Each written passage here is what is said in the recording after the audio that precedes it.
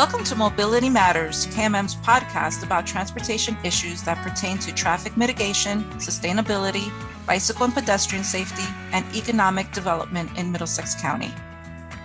Today we are joined by Lina Lona, President of the Middlesex County Regional Chamber of Commerce, to talk with us a little bit about economic development and the current state of travel and tourism in Middlesex County. Welcome, Lina. Hi, how are you today?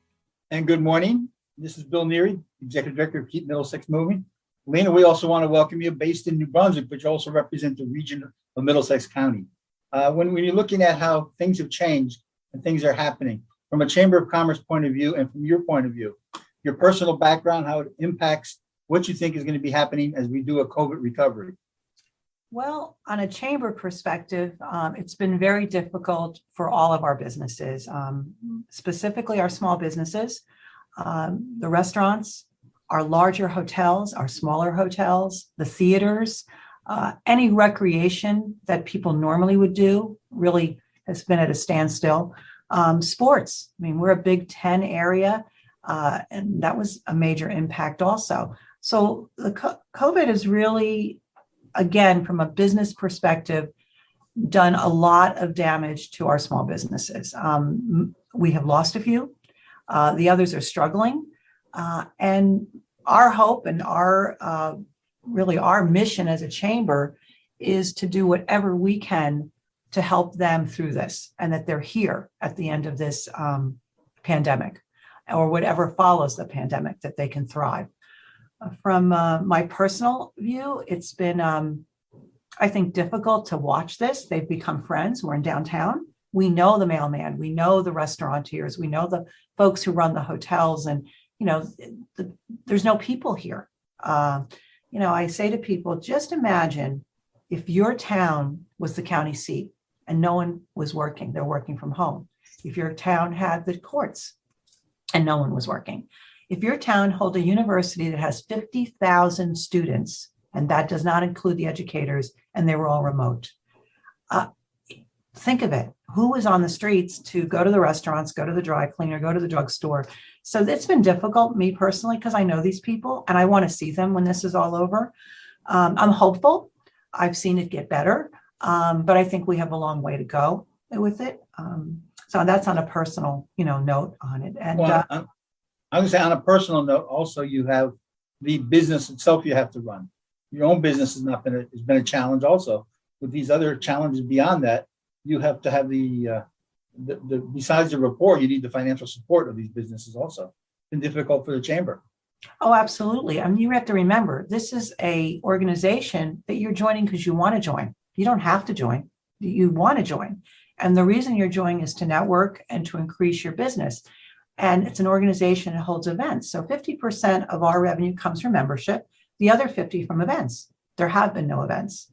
And in all honesty, how much can you charge for a Zoom call? It's a lot different than having a luncheon or a dinner or a networking event. So that was a challenge. I will say this, for our nonprofits, if they could not pay the membership, we've kept them as members, and we've said to them, when you can pay, let us know.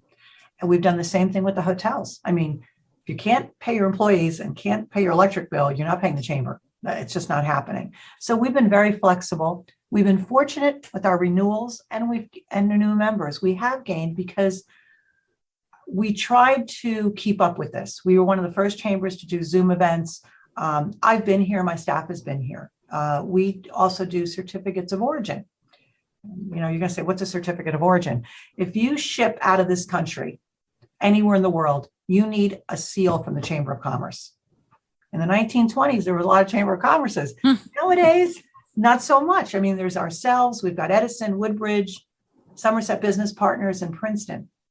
I must do each week anywhere from 8 to 10. If they don't get a seal from me, they can't ship out. So now I'm stopping business. So we made it a point. We never closed. There has been someone here every day for that reason, to be able to support this. So it's been interesting, Bill. Thank you for asking. It's been very interesting. And hopefully we've pivoted enough that we can stay relevant to our businesses. So that's really interesting. I had no idea that the businesses doing work, business out of the country needed a certificate from the chamber. So If you're exporting, yeah. If yeah, you're doing export, yeah. So it's- One of the other things about Middlesex County is we are an attraction for travel and tourism. It's hard for some people to believe, but that's one of the other things of your big stool that you're working on is the Convention and Visitors Bureau, promoting travel. And that's another economic engine that's been slowed down dramatically by COVID. But I know you talk about the hotels, you talk about the restaurants, just business travel itself must be a real problem for the Convention and Visitors Bureau. It's hard to believe to a lot of our constituents from South County. Now, we're a big county. We have 25 towns. You talk about travel and tourism in Cranberry or, Jamesburg and Carteret and Edison, you're going to get different responses. We have been consistently the top 5 to 6 counties with travel and tourism revenue coming in. And that's gauged by the hotel tax. When you stay at a hotel, there's a tax, and we can gauge it. We can also tell by revenues from our restaurants. We're big on business travel.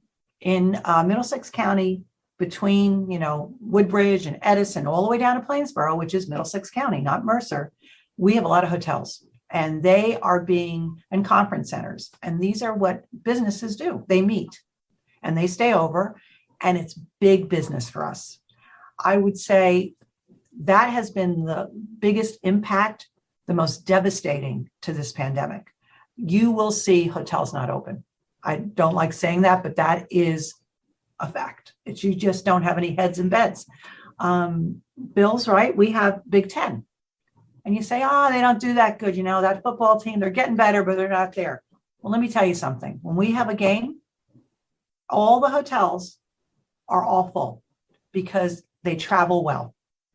And we really promote that. We are actively promoting in Michigan, in Nebraska. Believe it or not, they travel well. Ohio State, they come, they go to a game, and they spend money. They stay here and they eat in our restaurants, and hopefully they do other things. And then the third component of travel for us that we promote, it's usually meetings and the hotels, and Big Ten is local. That I will tell you, we've diverted most of our funding that we get from the state for marketing to local. And if you ask me if anything good came out of this, we closed the downtown streets. That's a big deal. That is huge. I think New Brunswick has done an amazing job with keeping people engaged. And when you go to a Big Ten football game here in New Brunswick, you're sitting on George Street, which has been something that we've all been hoping for and striving for decades, right? To close down George Street and make it a pedestrian plaza. And you see that screen and the people are cheering, and it's just electrifying. It's like, my nephew, he went to UF, and there's such a electricity in the air when they're playing. And it felt very similar to that, like going to a Penn State game and everybody's just wearing that blue and white and cheering for their team. And you get that now in New Brunswick. And I think that really does speak to how, everybody has just rallied around the community and the businesses in New Brunswick.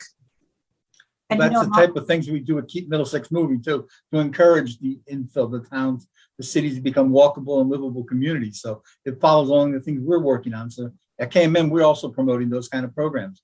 I mean, we actually have a program to help people get around the traffic, getting into the stadium and getting these kind of places. So there's things that all the businesses work together on. I think it's great. In terms of the Convention and Visitors Bureau, you're saying it's not just the hotels and restaurants. When you think about hotels, somebody who stays in a hotel, the occupancy tax, a good portion of that goes to the property tax relief of the municipalities. So it's an economic development engine, not just for the businesses, but also for the governments, the local governments, to try and recoup some revenue from the out-of-town visitors. No, you're right, Bill. And it's funny, I can't give you numbers for today, for 2021, but prior to the pandemic, the average household in Middlesex County, because of our travel and tourism, $1,700 were saved in property tax, in taxes. That's a big number when you think about it. So, I like to talk about the downtown. You both mentioned, the games and how nice it is, but We don't have a busy summer. The shore is really where people go in New Jersey. So if you're an interior county or an interior town, the Metuchens, the New Brunswicks, this, or even Cranberry, you're not there. You're at the beach or at the shore somewhere. We had our best summers these last 2 years. People came out. That's really been our biggest goal, is to get the word out, to come here and go and have dinner, go to a show, or just walk around. And we had the best summers. The businesses will tell you they've never had such great summers. And I think that's my biggest challenge, is to get the word out to people outside the county to come in, that you can sit outside and eat. You can go to a show. We had live music every Friday, Saturday, and Sunday, depending where you were on George Street. You had a jazz quartet, or you had someone doing blues. We had them at significant spots, so not too loud, but it would engage people. And I was telling a story to a friend of mine. My dad had gotten sick, not the first summer of 2020, and I had to take him over to the hospital, RWJ, just for the day for something quick that had to be done. But we left late, and it was like 9:00 at night, and I'm coming down Albany because I'm going to go jump on 18. So I hit the light on George Street in Albany. Now, we have twinkling lights all the way down. Tables are out. Music is playing. My father's in his late 80s. He says to me, we're stopped at the light. He looks and he says, what's this? It looks like Europe. What's happening? That's what my goal is, to get more people out. And, Bill knows this, and Arlene, I'll share with you. Right now, we're running ads on the radio at the shore, because people at the shore don't go to you're not going to the shore now. So we're doing ads on our theater performances, on Valentine's Day specials, and just to get people to come up this way. Anything that we can do to get them to cross that Monmouth County, Somerset, come down from Morris County, that's our goal, to get them down here and just experience, what we have to offer. Once you come, I think you'll come back. Well, you mentioned briefly twice about the shows. I think that's another big draw for the hub city and for our region, is our cultural experiences. The county has invested a lot of time, money, and certainly updated the facilities that we have here. We have some tremendous theatrical performances, and State Theater is one of the busiest in America for different types of shows and different types of performances. So I know you're also working with State Theater a lot in their types of promotions, and I think that's a big draw that we have. There is a group here. It's a cultural group in New Brunswick, and it's part of the county too. And we're also promoting Carteret, what they're doing in Woodbridge, the outdoor theaters in the summer at the park. So we're really trying to get the word out that there's a lot to do. And it's not just the theater. We have so much. The Jazz Festival, it's a 3-county jazz festival. I mean, it is. These are the things that a lot of people don't know about. And I think it's really important for us just to let people know, just to come in, and there's something for everyone. And while you're doing that, have a bite to eat. You can go from Destination Dogs to Salt. I mean, there's something really for everyone. And I think we're still a secret, to be honest with you. And you mentioned, Carteret and Woodbridge. I mean, the redevelopment that's going on in Woodbridge and the opening of the Avenel Performing Arts Center is just really changing the town, and it's bringing in a lot of people who normally would never have thought to go into Woodbridge.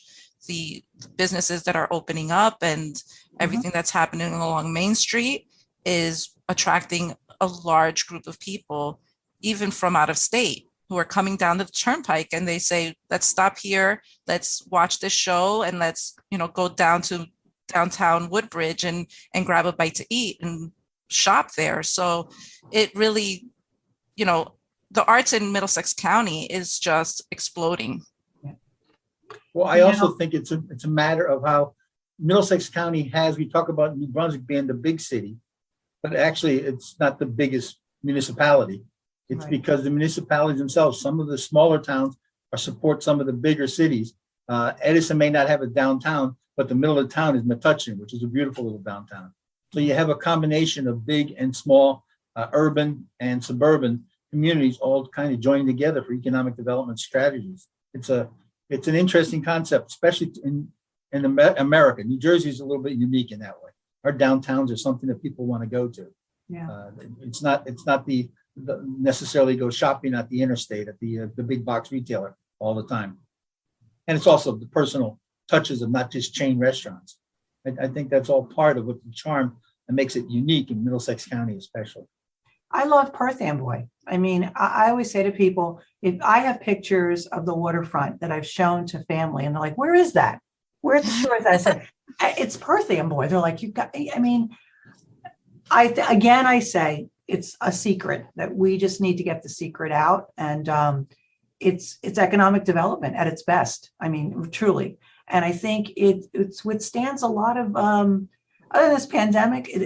People like to travel. They like to go out to eat. They like to experience things. And I think you can take them to Cranberry and all the way up to Woodbridge. It's different. Plainsboro. I mean, we have a lot. I mean, and I just think we need to share the good news. And the more we can do that, the better off we'll all be. Well, the other good news, of course, is going back to what I hate the word new normal, but new normal is what's going to happen. I think there is a thaw going on right now from the isolation we faced the last couple of years, but there's still a danger that people feel. I think the contributions of the chamber to try and make people feel comfortable about being together. The chamber was one of the first organizations that I've worked with that's actually starting to do some live events. Mhm. We've also had to cancel some live events. Sure. So it's like we're kind of on that cutting edge. How do you think the chamber is going to be working into this new kind of concept of Zooming and live events and doing the post-COVID world? Do you see any big changes going to happen, or are we already changed enough? I don't know. I think we're going to keep changing. I don't know if this is over. I mean, I look at it this way. We need to make people feel comfortable and safe. We required proof of vaccination because, like all of us, prior to Omicron, if you were vaccinated and you could feel comfortable going somewhere with other vaccinated people because there was not the worry of contracting something. So I do think that was important at the time. It was important to limit events. I felt very uncomfortable doing an event more than 100. I know other people did 200, 150, and I'm sure they did it safely, but I tried to ease my way into it. Now we come to now. So I think, Bill, it's going to continue changing. I don't think there is a normal anymore. I think it's just like everything in life changes. And we just have to adapt and do the best we can. I think that's what a lot of people don't do on both sides of the aisle on what they do. They just don't respect it. And they should. Everyone's entitled. Well, I think you're right about the scars. I think the scars from this are going to be there for as long as we all know. Long time. But the adaptation with those, I think, makes it possible for us to do that. The comfort level that I think we all started feeling in December that was shut down by Omicron has made things a little bit harder to adjust. But I think that made it a little bit more easy for some of us to accept the dangers, if that's the right way to look at it. Mhm. That we do have to face some of these issues head on. We can't just hide in our caves and not exist, because it's not good for business. It's not good for employees, employers, or people in general. I mean, we have to get out. And I think people are getting out. I mean, I think some of our supply chain issues are people supply. There's not enough people Yes. to do the work. And I think that's why we're running the problem. Certainly the businesses are scrambling now that they're trying to recover, and they don't have the people to help them recover. And I think that's another thing the chamber can do when you start going to a live event and you're networking people, and you find out that this person has an employee who knows somebody, we can start filling some of these gaps in employees. I think that's an important part. At KMM here, we have a New Jersey Smart Workplaces Award for companies that do things that we think are good for smart workplace in terms of transportation. And when you talk about transportation, it has to do with all those things. People getting to work, people getting supplies to whoever they have to send it to or collect from. It's a matter of movement of goods, movement of people, and transportation is part of it. That's why we think KMM is important, working with the chamber, working with the business community, and working with individuals about how they can get to and from places. And it's economic development too. I agree with you. And I think we learned a lot. Yes, you can work from home. There's nothing wrong with that. You can do more. I think sometimes you need things like this to look at everything and say, look, there's no right or wrong. We can adjust. We can do just as good doing it this way. And I think it's a good thing. I think it's good for people's lifestyles. I think it's good for their health. I just would like to see a balance more. That's what if it can be done. I believe that people should be able to work from home. They should go to an office too, because all those things trickle down to the newsstand, to the guy selling coffee, to the dry cleaner. I feel very fortunate that I can work from home and my staff can. Those folks don't have that choice. So I think we need to find a balance, to be honest with you, so that everyone wins, So Lina, what is your advice in order to help support the local businesses and that are struggling? I mean, I was really happy to find out that the old Duemari location has been filled, because that's a really nice spot and we really love Duemari. So it's nice to see that there are new businesses coming in, and we have so many corridors here in Middlesex County that have empty storefronts. And so we do have to support those businesses. We have become, and rightfully so, very accustomed. I'm sure you have, to ordering, to going online, to, it's just more convenient. It's easier. But then, how often we get to say, oh my God, is that Macy's one of ours that's going to close down? Well, I have this conversation. I have a 30-year-old son. I said, the things you do, you have to consciously think about how it impacts everyone around you. You mentioned the Duemari. Do you realize that facility was filled in 2019? They have not opened. That's yes. That 2019. So they went in and signed a lease to start a business, and now it's 2022 and they're not open yet. That's not, something horrible. I think it's just smart because they're paying their rent, but they realize there's an employee shortage. How many people are really dining out? And that's really, even if you do it personally, that's a corporate location. J&J, Colgate-Palmolive, Hoagland, I can tell you all the big guys, they take people out. Attorneys yes. take them out. They either go to Salt or they go to Old Man Rafferty's or Duemari or now Cousins. You need these people back. J&J has 2,700 people there. They're not all back. And now it's, you need people, at least some kind of flow.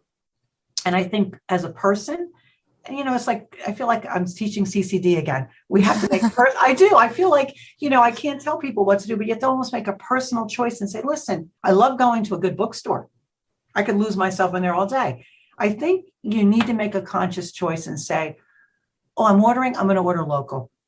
You know what? I'm going to meet a friend for lunch. Even if it is just Destination Dogs, let's meet there for lunch. Don't go when it's busy. You have to go what makes you feel comfortable, or order out. But I went back to the theater when State Theater, we buy the Broadway series, my husband and I. We love it. We do it with the two other couples. We normally meet in New Brunswick and eat first, then go to the show. We had a great time. The theater was filled. I mean, we went to see the Donna Summer show was the first one that we went to see. And we're going to see Waitress, and we're going to go, and we have tickets for the whole season. It was great to go out, but we're comfortable. I think that comfort level is a personal thing, but they should choose, if they can, go to that Ace Hardware. I love Lowe's and Home Depot, but go to the Ace. You're right. As the big stores are starting to close down and the big box retailing seems to be shrinking, the giants of like Amazon are opening up retail locations. Yeah. And the logistics industry in Middlesex County is growing. I mean, there's a warehouse a month opening up someplace, especially South County. But that's going to be changing dramatically the workforce in Middlesex County too. Already, warehousing and logistics are one of our number one employers. I mean, and healthcare is another one. It's a big employer. So these are all normal things that are abnormal that's going to be happening and changing our workforce as we go ahead. We know of colleagues in businesses like ours who've actually hired people they've never met. They've never met in person. They're working this way for now 2 years. And that's, I guess that's how it's going to be happening. Autonomous vehicles that we see coming are going to be very big in terms of mass transit. They're going to be very big in terms of the shipping of goods. Trucks are going to be autonomous, all in the future. This is somewhere down the road, but it's going to answer questions that we're looking at today, that we're short truck drivers, but 25 years from now, do we need truck drivers? And I don't know the answer to those questions any more than anybody else, but I can see where businesses have to adapt. And what you're talking about, Lina, was very important. A chamber is there to see these changes on a one-on-one with businesses themselves. They can communicate with itself. And that's where I think the chamber is so important. So I think before we that's a wrap good up, Yeah, I think that's a good optimistic way to wrap up. I agree Yeah. with Arlene, Lina, you guys have been tremendous. Lina, thank you so much. Oh, I thanks think for we are asking. talking about the challenges, but by talking about the challenges, we also get the solutions. And I think the Chamber of Commerce is going to be right there at the forefront, keeping us moving forward. And from us, transportation world, we're going to do our best to keep Middlesex moving. so Thank before you. we wrap up, how about we just let everybody know some of our favorite places in Middlesex County to visit? I'll go first. Go ahead. Rutgers Gardens and the Thomas Edison Center in Menlo Park. Mhm. I would Nope. say I'm a park person, so Yeah. I like the outdoors. Listen, there are in Plainsboro, the preserve is beautiful. Go into Cranberry, Jamesburg, Thompson Park. And we are very, very fortunate. The Raritan River, just going along the Raritan, it's beautiful. So I'd say go outside and enjoy us. It's just so much to do here. How about you, I Bill? like the parks also. My favorite parts beyond the parks, though, of course, is we have a lot of historic sites here. Mhm. Very, very deep history of the Revolutionary War that was fought here. We have the Edison Tower in Edison from Thomas Edison. So there's history, there's culture. I like going to the shows and theater, and I like walking in the trails and parks. The Edison Greenway is a great walk. It's safe, it's clean, and it's filled with people all day walking along some very interesting parts of Middlesex County, surrounded by millions of people, and you feel like you're all alone sometimes. Well, Bill, thank you for inviting me. And Arlene, it was great speaking with you. And I wish you the best. And I look forward to seeing you downtown in Brunswick eating at a restaurant outside. Absolutely. Thank you so much for joining us, Lina. It was a great conversation. Thank you. Thank you. Funded by the North Jersey Transportation Planning Authority and the Federal Highway Administration.